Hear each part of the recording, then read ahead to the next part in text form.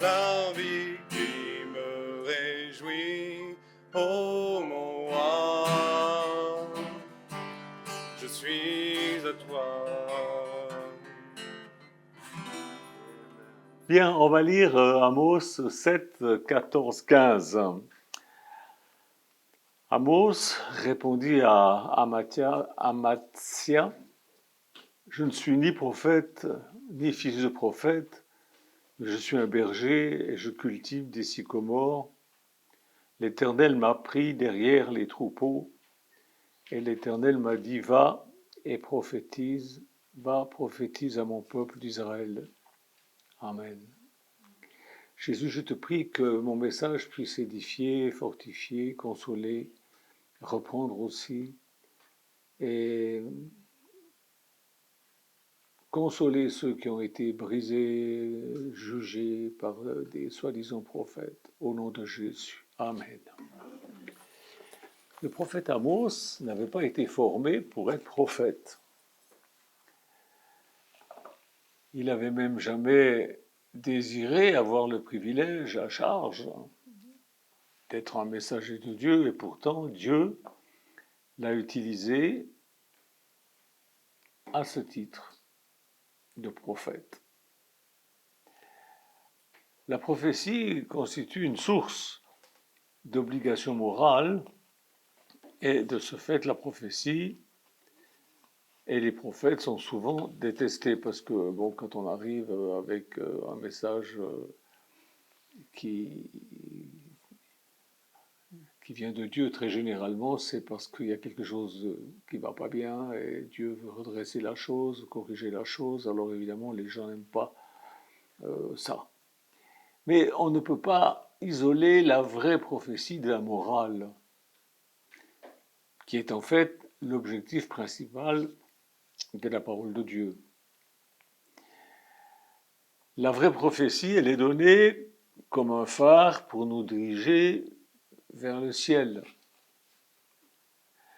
La vraie prophétie, elle est la parole de Dieu. Prophétiser, c'est parler sous l'inspiration divine. Prophétiser, c'est apporter la parole qui convient pour une situation donnée, au sujet du passé, du présent et de l'avenir. La prédiction de l'avenir peut faire partie du message prophétique, mais pas forcément. Annoncer l'avenir, c'est une part importante des prophéties de l'Ancien Testament et aussi du Nouveau Testament, dans le Nouveau Testament. Mais toutefois, déjà à l'époque, la prophétie était destinée à stimuler surtout l'action présente. Dieu ne dévoile l'avenir que pour nous faire agir dans l'immédiat. Regardez, par exemple, il a envoyé son prophète à Nénive, les gens se sont repentis, et puis ce que le prophète Jonas a dit, ben, c'est pas arrivé, puisque les gens se sont repentis. Vous comprenez? Jonas, il n'était pas content, parce que lui, je passe pour un faux prophète. Mais non, le but essentiel de la prophétie, c'est d'édifier, c'est d'exhorter, c'est de consoler.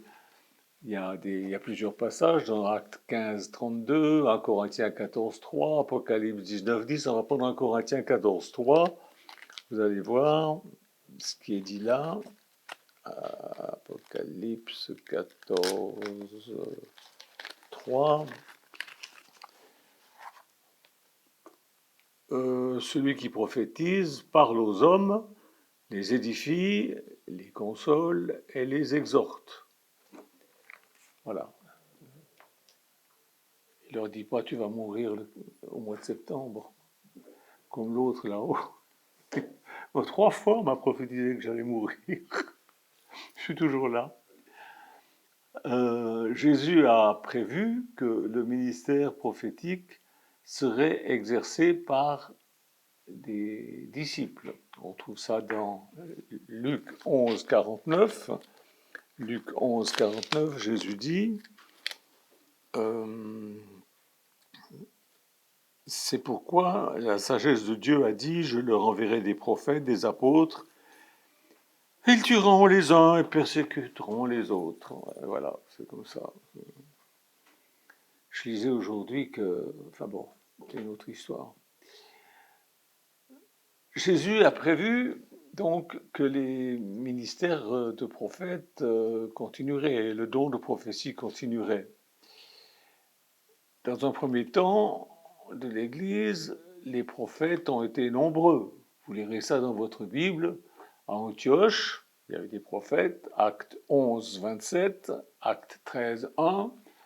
Vous lirez ça dans votre Bible. À Corinthe, à Thessalonique, à Thessaloniciens 5, 19, 20. Vous lirez ça aussi dans votre Bible. À Césarée, il y avait des prophètes, Acte 21, 10. À Rome, Romains 12, 6. Dans les églises d'Asie mineure, Apocalypse 1, 3, il y avait des prophètes dans l'église primitive. Et il n'est pas surprenant que Dieu veuille susciter de véritables prophètes, de véritables ministères prophétiques, juste avant la venue de Jésus, puisque nous savons que Jésus revient bientôt. Il s'agit d'un don d'amour, un message vital envoyé pour aider le monde à se préparer à l'événement le plus décisif de tous les temps, la venue de Jésus, le retour de Jésus. Autrefois, Dieu avertissait son peuple, et si le peuple se détournait de ce que le prophète disait, eh bien des ténèbres spirituelles s'abattaient sur le peuple, et le don de prophétie leur était retiré. Dieu disait plus rien. Ah bon, vous ne voulez pas écouter? Ben, je dis plus rien. Alors, on trouve ça dans Jérémie, dans la lamentation de Jérémie 2, 19. Jérémie dit, il n'y a plus de loi, hein, les gens n'obéissent plus, même ces prophètes n'obtiennent plus de vision de la part de l'Éternel. Voilà. Ah oui, le silence, c'est une bonne chose quand si quelqu'un se moque de moi, bon ben, je me tais, c'est terminé, fini. Ben, Dieu, nous sommes créés à son image. Tu veux pas, Dieu dit, tu veux pas m'écouter, bon, ben, je ne dis plus rien, c'est comme ça. Au cours des siècles qui ont suivi la période apostolique, la période des apôtres,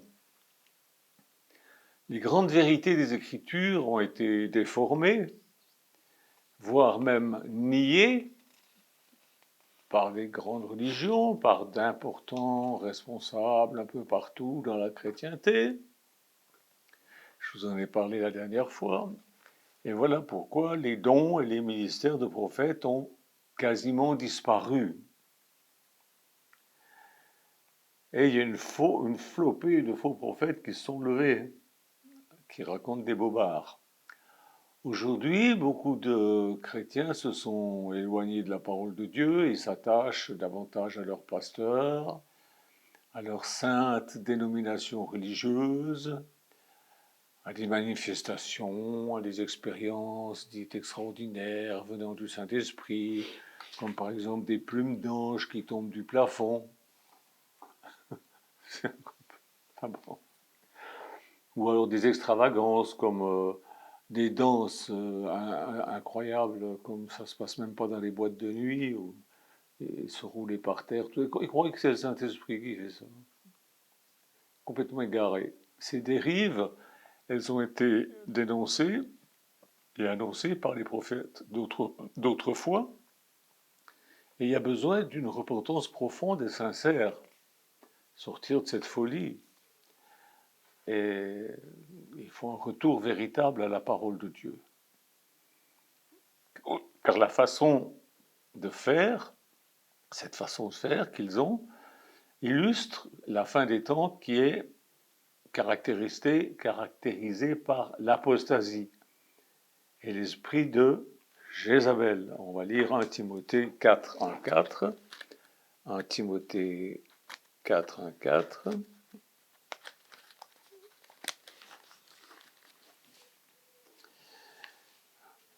Mais l'Esprit dit expressément que dans les derniers temps, quelques-uns abandonneront la foi pour s'attacher à des esprits séducteurs et à des doctrines de démons par l'hypocrisie de faux docteurs portant la marque de la flétrissure dans leur propre conscience, prescrivant de ne pas se marier, de s'abstenir d'aliments que Dieu a créés pour qu'ils soient pris avec action de grâce par ceux qui sont fidèles et qui ont connu la vérité.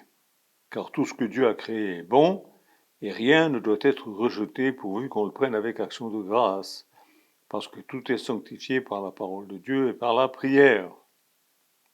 En exposant ces choses aux frères, tu seras un bon ministre de Jésus-Christ, nourri des paroles de la foi et de la bonne doctrine que tu as exactement suivies.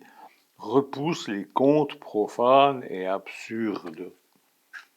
On avait parmi nous quelqu'un qui voulait absolument qu'on arrête de manger du porc, qu'on fasse le Shabbat le samedi, qu'on mange cachère, qu'on est... Je dis non, c'est pas selon les Écritures, mon frère. On parlait une fois, deux fois, trois fois, puis après j'ai dit, bon ben, va vivre ta foi ailleurs. Voilà. Mais chez nous, c'est pas toi qui fais la loi. Éloigne-toi de cette sorte de personne. Dans 1 Timothée 4, 3, 6, maintenant il y a un autre texte, 1 Timothée 4, 3, 6, car il viendra un temps où les hommes ne supporteront pas la saine doctrine, mais ayant la démangeaison d'entendre des choses agréables, ils se donneront une foule de docteurs selon leurs propres désirs, détourneront l'oreille de la vérité et se tourneront vers des fables. Mais toi, sois sobre en toutes choses, supporte les souffrances, fais l'œuvre d'un évangéliste, remplis bien ton ministère.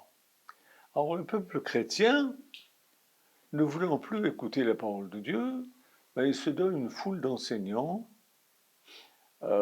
qui leur racontent des bobards. On vient de le lire, des fables, il dit.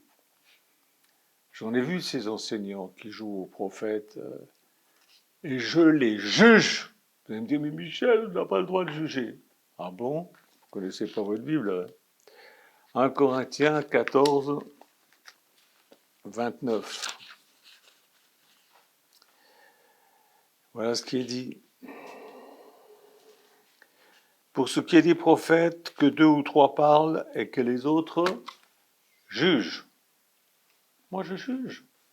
Je ne prends pas tout pour bon pain. Hein. Je juge. J'ai le droit de juger. Ah, ça les choque, hein, parce qu'ils n'aiment pas qu'on les juge. On n'aime pas qu'on leur dise non, mais là, c'est pas. J'ai des dossiers dans mon bureau, plein de prophéties stupides qui se sont jamais accomplies. Vous savez, depuis 1968 que je suis converti, j'en ai entendu, j'en ai vu, j'en ai reçu par lettre. Il y en a même un qui m'a écrit sur du papier de toilette, une prophétie. Charmant, n'est-ce pas? Je savais qu'elle ne s'accomplirait pas parce que par le Saint-Esprit qui est en moi, je juge ce qui est dit. Et j'en ai le droit, comme je vous ai montré dans la Bible. Et vous avez le droit aussi de juger. Ne vous laissez pas faire par ces manipulateurs. Ils viennent vous dire des choses qui semblent justes, juste pour vous appâter, et puis paf, leur venin sort tout d'un coup. Sur le net, je vois des faux prophètes qui disent « Ainsi dit le Seigneur, toi qui dis ça, demain une personne va te téléphoner, va te contacter pour te donner de l'argent afin de construire ta maison. » Moi, je juge que c'est faux. Alors j'écris, alors tout le monde dit, alors là, c'est effrayant, la naïveté des gens. Amen, amen, je reçois, amen, alléluia, gloire à Jésus, amen, amen, amen.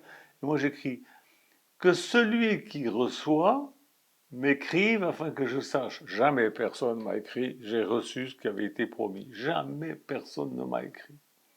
Parce qu'ils ne reçoivent rien. Puis alors ils mettent des photos de camions avec des tonnes et des tonnes de dollars et tout. Vous savez comment j'appelle? Enfin non, je ne veux pas le dire. Je ne veux pas le dire. Amen, je reçois. C'est effrayant. Alors ils ne reçoivent pas, mais ils continuent à croire ces imbécilités, parce que une semaine après, de nouveau, ces faux prophètes écrivent de mêmes âneries, et puis, hein, des fables. Et encore une fable, j'ai été regarder ce que ça signifie une fable. Une fable, c'est un récit de fiction exprimant une vérité générale. Je crois qu'il faudrait enlever le mot fable dans la Bible et marquer un autre mot. Boniment, par exemple, ça serait mieux. C'est ce que c'est qu'un boniment, c'est un propos mensonger pour attirer la clientèle. Vous m'avez compris? Un bonimenteur, il vous raconte des histoires pour ensuite vous prendre votre pognon.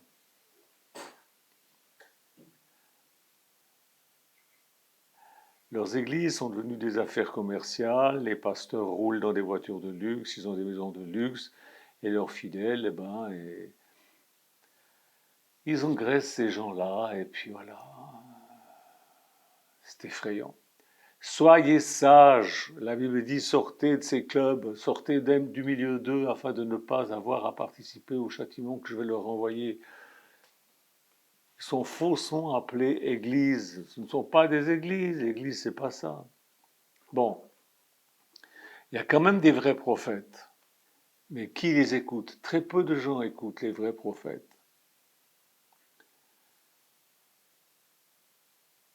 Les vrais prophètes, ce sont ceux qui sont revêtus par l'esprit d'Élie et qui ne cherchent pas à plaire aux gens, mais à Dieu.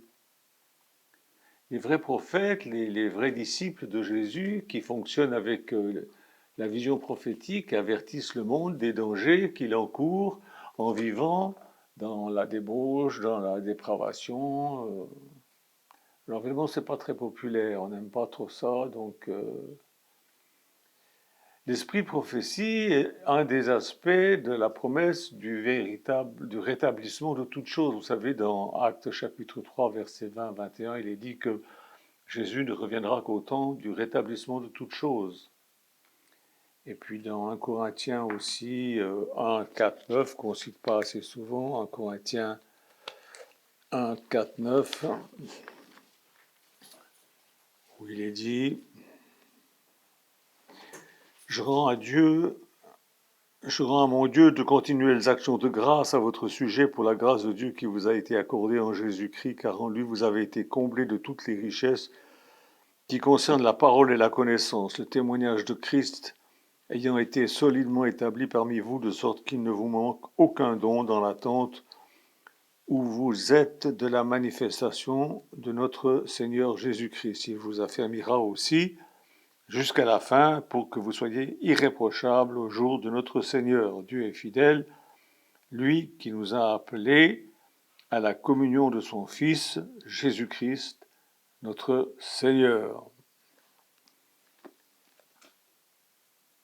Alors n'écoutez pas les bonimenteurs, n'écoutez pas ceux qui flattent votre ego.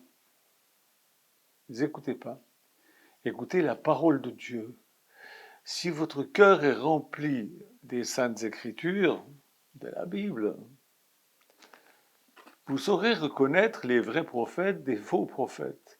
Car un vrai prophète prophétise selon l'analogie des Écritures. On trouve ça dans Romains chapitre 12.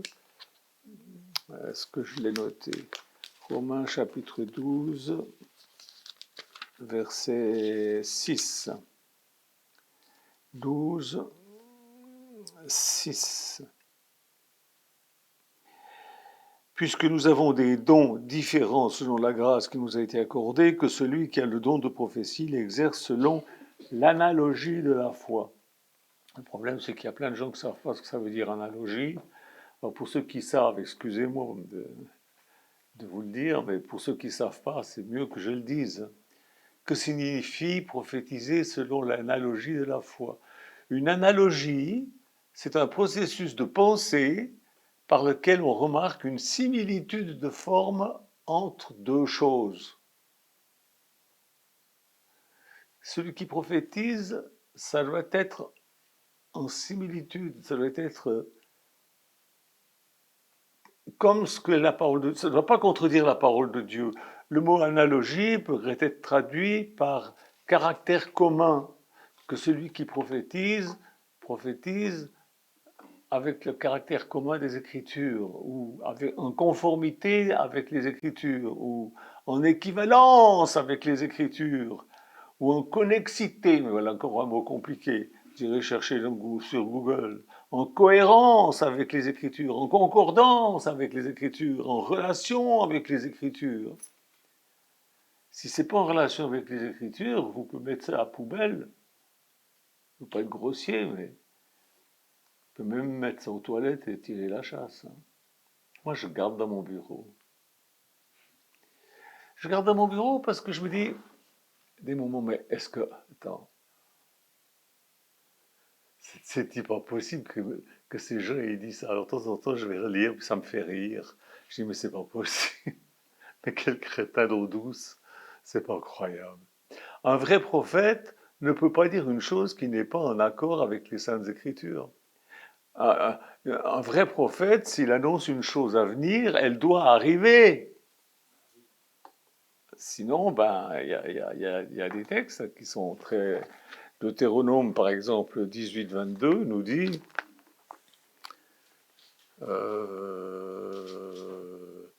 quand ce que dira le prophète n'aura pas lieu et n'arrivera pas, ce sera une parole que l'Éternel n'aura point dite. C'est par audace que le prophète leur a dit, n'aie pas peur de lui. J'ai pas peur de Riri. Rien de ce qu'il dit n'arrive, mais rien. Mais c'est désespérant, c'est effarant. Et puis combien d'autres? Combien d'autres? Dans Jérémie 23, voyons, où est-ce que c'est ça? Jérémie 23, je ne sais même pas si je l'ai. C'est aussi là. Jérémie 23, 31, 32. Si ce peuple ou un prophète ou un sacrificateur te demande quelle est la menace de l'Éternel, tu leur diras quelle est cette menace? Je vous rejetterai, dit l'Éternel, et le prophète et le sacrificateur ou celui du peuple qui dira menace de l'Éternel, je le châtierai, lui et sa maison. Parce que Dieu ne l'a pas envoyé dire ça. Lui et sa maison, c'est-à-dire que celui qui prophétise faux, c'est pas seulement lui qui met en danger, mais c'est sa famille aussi. Et faut réfléchir un petit peu. Voilà pourquoi j'insiste tant sur le fait que vous devez nourrir votre être entier avec la Bible, car c'est en la lisant que vous serez à même de reconnaître les vrais prophètes et les faux prophètes. Soyez prudents. Jésus nous dit, soyez prudents. Il faut être prudent. Parce qu'en général, les bonimenteurs, vous avez déjà vu les gens sur les marchés, ceux qui cassent la vaisselle. Vous avez déjà vu ça? Ils sont extraordinaires. Ils ont de la belle vaisselle et ils la cassent. Et ils disent, s'il n'y a personne qui m'en achète, je casse tout. Puis ils cassent. Et je dis, arrête, je vais t'en prendre. Les bonimenteurs, ils prennent les gens par des sentiments, par des émotions, par des faits brusques. Des bonimenteurs. Dans le mot bonimenteur, il y a le mot menteur. Il y a le mot bon, mais il y a le mot menteur. Ils cherchent à tromper les gens pour leur bénéfice. Soyez sages, soyez prudents, faites attention, il y en a de plus en plus, de plus en plus. Que Dieu vous bénisse, que Dieu vous aide à comprendre, et n'ayez pas peur de juger. Quand vous entendez une prophétie, jugez pour savoir si c'est vrai. Amen. Dieu vous bénisse. Que Dieu vous garde. Au revoir. Mon cœur est bien petit face à ta gloire, mais prends-le, il est à toi. J'écoute ta parole jusqu'au soir. Oh mon roi,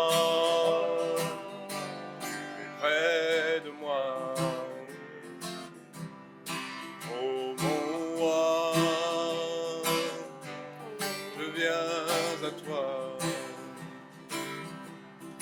Ô mon roi, je viens à toi. Tu m'as donné la